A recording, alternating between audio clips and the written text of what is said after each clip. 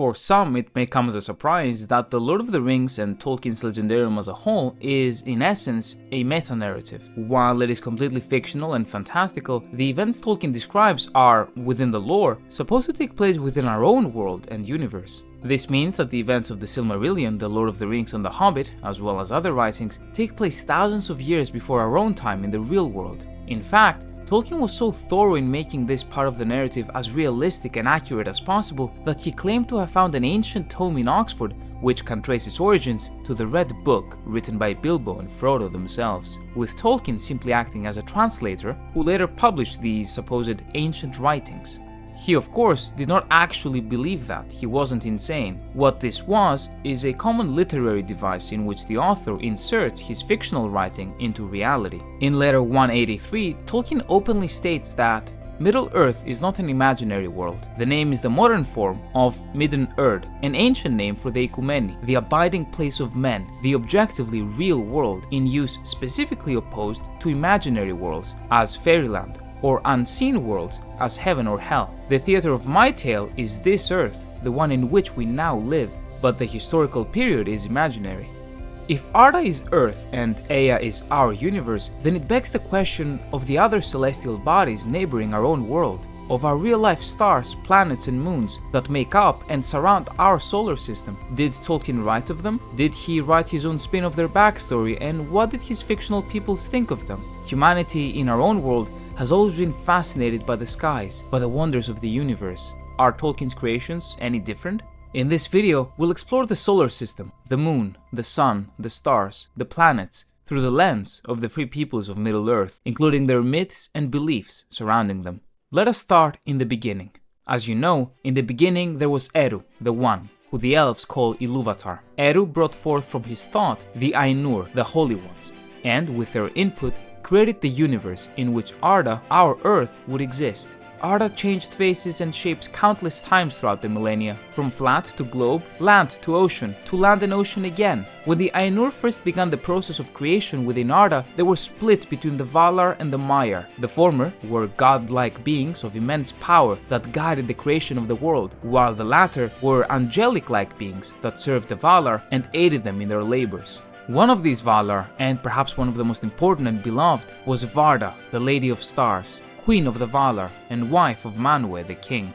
Varda was the one who, while Arda was being forged, created the light sources we know as the stars, or the Eleni in Quenya, and she placed them upon Ilmen, high above the air of Arda, the region that became known as the home of the stars. The stars were very important, and for a long time, until the creation of the trees of Valinor, the stars were the only source of light for the entire world following Melkor's destruction of the two lamps. Varda and the rest of the Valar understood that the forthcoming children of Ilúvatar and the firstborn elves would need more light. They would need it to gain hope and make sure the fire within them burns hot despite the darkness of Melkor. As such, council was held in Valinor, and the Queen of the Valar, using the light of the revered silver tree Telperion, ancestor of the white tree of Gondor, she brought forth even more light to the skies, creating new and even brighter stars. Not only did she make new stars, but she also arranged them into constellations, which would serve as signs and warnings for the children of Ilúvatar, to help them in the struggles to come.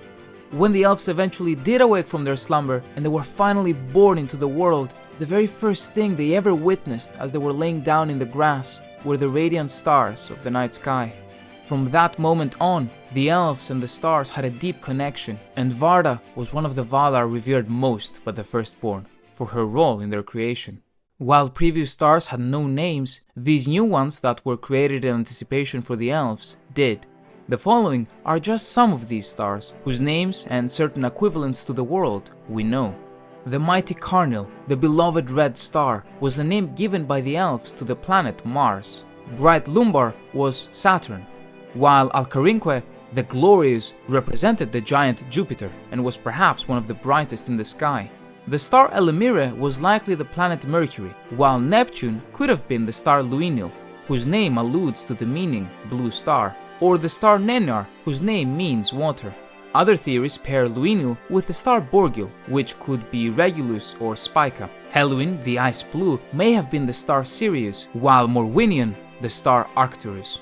These stars were arranged in constellations with the purpose of guiding the peoples of Arda. These constellations were Anarima, the sun border, whose real equivalent is uncertain but could be the Corona Borealis. Remirath, the netted stars, is the Pleiades, and Menemalkar, the swordsman of the sky, is Orion. It is this constellation that warns the free peoples of the Dagor Dagorath, the final battle that will remake the world, and could be a representation of Turin himself, who will deal the death blow to the Dark Lord.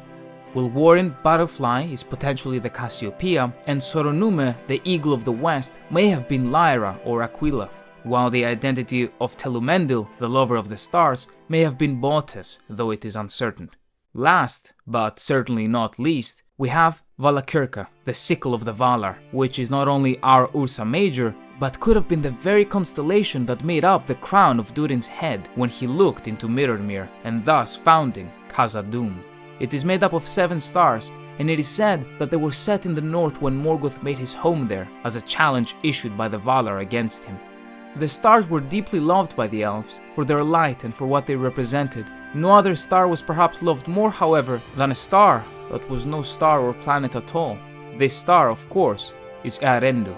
Eärendil the Mariner is the legendary half-elven hero who dared to enter the realm of the Valar in the search for help against the Dark Lord Morgoth, and he was raised to the skies atop his ship Vingilot. And on his brow he had the Silmaril of Beren, which shines in the sky as Eärendil circles the heavens and guards the door of night, protecting the world from the void and the Dark Lord trapped outside of Arda. It is his light that Galadriel gifted to Frodo, and in its actual equivalent to our own world, Eärendil represents the planet Venus. It should be said that this most beloved by the elf star is not important only to the firstborn. It was Eärendil, after all, that guided the Edain, the men who fought against Morgoth, to the newly created island of Númenor, and it was Eärendil's son, Elros, that was Númenor's first and mightiest king. Moving away from stars, however, it is time to talk of the sun and the moon. Following the destruction of the 2 trees of Valinor at the hands of Morgoth and Ungoliant, the entirety of Arda was plunged into darkness, with the exception of the stars. In their very final moments, the 2 trees, with the help of the Vala Yavanna, managed to shine one last time. Laurelin the gold produced a fiery fruit, and Telperion the silver a single bright flower. The fruit of Laurelin was placed within a vessel fashioned by Aule the smith called the Sun, or Anar the Fire Golden, while the vessel of the flower of Telperion was named the Moon, or Ithil the Sheen. The vessel of the moon was finished first, and it alone shone in the sky for 7 lunar days and guided by its guardian the Maya Tilion. On the 8th day, once it was complete, the vessel of the sun rose in radiance alongside its guardian, the Maya of fire, Arien, making the first ever dawn of the years of the sun. As Arien rose first in Valinor, however, the first ever dawn of the world came from the west and not the east, though her course was later changed, and the sun forever thereafter always rose in the east and set in the west. Tilion of the Moon was deeply in love with Arien, the Sun Guardian, and he was sometimes reckless in his travels. He wanted to do everything he could to be with his love, which often caused the moon to appear alongside the sun during the day, even when it wasn't supposed to be there, sometimes causing eclipses. One day Tilion was reckless and he came too close, and the moon was scarred by the sun's radiance and was forever thereafter marked by the event. Though in love, they were destined to always be apart, and it is said that when Morgoth returned again to the world and broke the door of night, the sun and the moon would be destroyed forever. And speaking of the door of night, when Arda was flat, there needed to be a way for the vessels of the sun and the moon to change the day and begin the cycle anew. As the sun was ready to set, it was guided by its guardian Arien to the door of night, a portal in the absolute west, at the very walls of the world itself, which led to the void outside of existence. When the sun passed through it, nighttime came over Arda, and the sun traveled beneath the world, where the gates of morning were located, on the other side in the absolute east, where it was even observed by some Númenorian sailors in their travels and captured the imagination of the people. When the time came for the sun to rise, it was guided atop its vessel through the gates and a new day began. The same was the process for the moon. When the world turned into a globe with the destruction of Númenor by Eru Ilúvatar, this process was made redundant, and the ships of the sun and the moon behaved similarly to our own sun and moon. The moon was loved deeply by the elves, and even beyond them, peoples like the dwarfs and the hobbits often counted their calendars based on the travels of the moon and not the sun. The sun itself was loved most by the race of men, as it provided them the light they needed to survive, while the elves considered the sun as an omen that foretold the end of their age in the world and the beginning of the dominion of man, and so it was. Thank you very much for watching.